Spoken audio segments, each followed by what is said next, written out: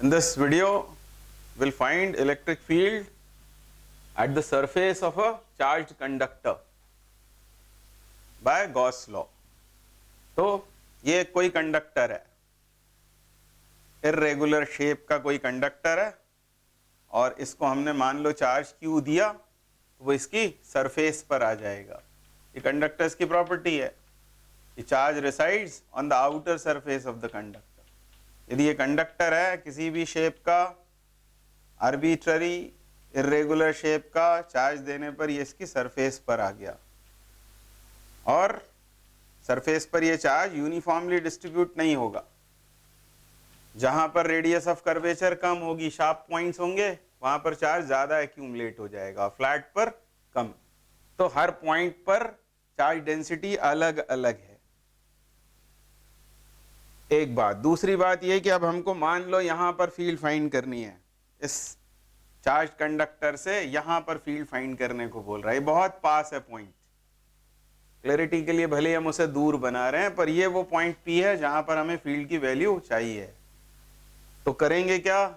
तो जैसा हम गॉस थ्योरम में करते हैं, ऑब्जर्वेशन पॉइंट से जाने वाला अब हम गॉसियन सरफेस अज्यूम करेंगे। तो यहां मैंने ड्रॉ कर लिया एक पिल बॉक्स जो आधा इस सरफेस के अंदर है, कंडक्टर के अंदर है आधा, और आधा उससे बाहर। ऐसा मैंने एक पिल बॉक्स अज्यूम कर लिया।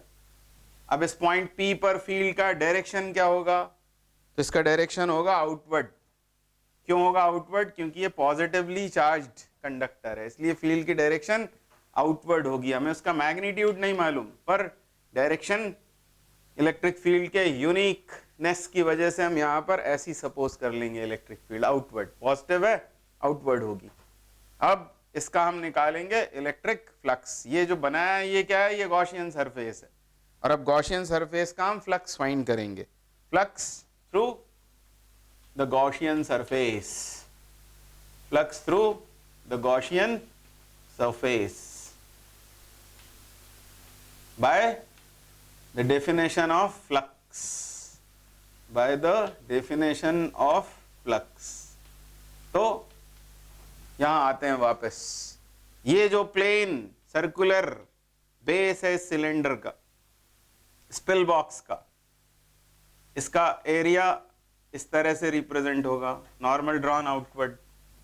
तो यहां पर फील्ड यदि E है और एरिया A है, एंगल दोनों के बीच कितना है? 0। प्लेनर है ये सरफेस, तो यहां पर कितना होगा फ्लक्स? तो वो होगा EA के बराबर, इस सरफेस से associated.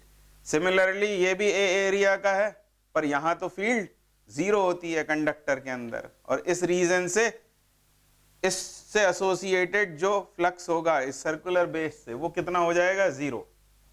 Same is true for this part of curved surface. Curved surface का ये जो येलो पार्ट दिखाया हुआ है इस सिलेंडर का, पिल बॉक्स का, इसका भी फ्लक्स 0 होगा। रीजन वही है कि अंदर तो फील्ड ही 0 होती है। और यदि हम ये ब्लू पार्ट का, इसका यदि हम कर्व्ड सरफेस का फ्लक्स निकालने जाएंगे तो यहां हम अज्यूम करेंगे एक छोटा सा एरिया ds, उसकी डायरेक्शन होगी इस तरह की, नॉर्मल आउटवर्ड, और वो फील्ड के साथ एंगल बन रहा है 90, तो E ds cos 90 मतलब वो 0 होगा। And same is true for all the elements on the curved surface of this blue cylinder, part of cylinder। और इसलिए सब के लिए फील्ड के होने के बावजूद फ्लक्स 0 हो जाएगा, एंगल 90 होने की वजह से। यानी जो फ्लक्स बचता है वो केवल कितना बचता है? EA के बराबर। तो ये आ गया इसका फ्लक्स। ये सब करने के बाद हमको फ्लक्स मिल गया E into A के बराबर। ये हो गई इक्वेशन 1। अब लगाएंगे हम Gauss law, by Gauss law. Gauss law कहता है कि जो फ्लक्स होता है किसी क्लोज सरफेस का, वो उसके अंदर मौजूद चार्ज का। अब इसके अंदर कितना मौजूद है चार्ज? ये चार्ज मौजूद है, ये जो दिख रहा है, ये एनक्लोज हुआ है इस पिल बॉक्स के अंदर, ये चार्ज। और यदि यहाँ लोकल चार्ज डेंसिटी सिग्मा है, जैसा मैंने कहा था कि अलग अलग पार्ट्स में डेंसिटी अलग अलग है, यदि यहाँ पर डेंसिटी कितनी है? सिग्मा है सपोज, क्योंकि हम यहां फील्ड फाइंड करना चाह रहे हैं, इसलिए हमारा इंटरेस्ट इधर की इस लोकल चार्ज डेंसिटी से हमारा लेना देना है, यानी यहाँ पर चार्ज डेंसिटी यदि सिग्मा है तो चार्ज कितना प्रेजेंट है, चार्ज प्रेजेंट होगा सिग्मा इंटू ए के बराबर। यही एरिया यहाँ सपोज कर लिया हमने, तो चार्ज डेंसिटी यदि यहाँ सिग्मा है तो हम बोल सकते हैं कि सिग्मा ए इसके अंदर चार्ज प्रेजेंट है, तो sigma A upon epsilon not, ये हमने लगा दिया गॉस लॉ। और अब दोनों को इक्वेट कर देंगे, इक्वेटिंग 1 and 2, दोनों को इक्वेट करेंगे, हमको चाहिए था E, तो E आ जाएगा सिग्मा अपॉन एप्सिलॉन नॉट के बराबर। यानी किसी कंडक्टर के पास फील्ड जो होती है वो इतनी होती है, उसके कहीं पास में कंडक्टर यदि उसकी चार्ज डेंसिटी सिग्मा हो तो इलेक्ट्रिक फील्ड होती है सिग्मा अपॉन एप्सिलॉन नॉट, और ये जो फील्ड है ये सिग्मा से डायरेक्टली प्रोपोर्शनल होती है।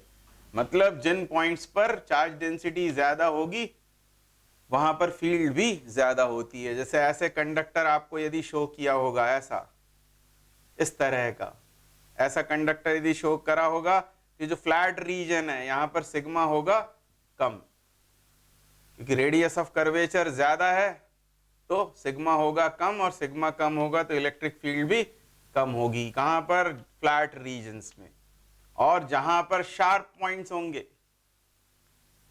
जहां पर शार्प पॉइंट्स होंगे वहां पर रेडियस ऑफ कर्वेचर कम हो जाएगी, सिग्मा ज्यादा हो जाएगा और इलेक्ट्रिक फील्ड भी ज्यादा होगी। यानी यहाँ point two point electric field very करेगी, और वो डिपेंड करेगी वहां की लोकल चार्ज डेंसिटी के ऊपर।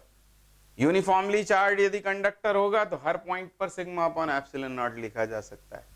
तो ये हुई field due to a charge conductor near its surface, sigma upon epsilon naught. Thank you.